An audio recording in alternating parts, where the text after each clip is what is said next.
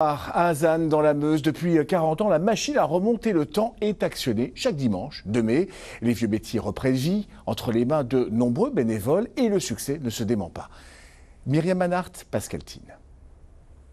Difficile à croire, mais ce décor du 19e siècle a été créé de toutes pièces il y a maintenant 40 ans.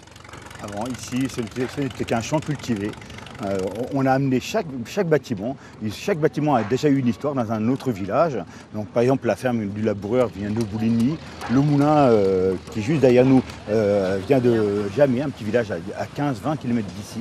Un site aujourd'hui animé par la vigueur de plus de 400 bénévoles, les véritables gardiens des traditions et savoir-faire d'antan, comme Bernadette, 80 ans, l'une des premières à avoir rejoint l'aventure. C'est ma 36e année. J'ai été 25 ans la maîtresse d'école, j'ai créé l'école et avec l'âge, je me suis recyclée dans les costumes anciens. Ça me plaisait et puis on est vraiment une famille ici, une grande famille. Et les petites filles comme elles portaient des petits corsets pour se tenir bien droit. Je trouve que c'est génial, que c'est super bien. C'est très bien fait, on est très bien accueillis, c'est très bien organisé. Et c'est vraiment très intéressant, on peut demander des explications un peu partout où on passe. Mais après de longues années de bons et loyaux services, Bernadette pense à l'avenir.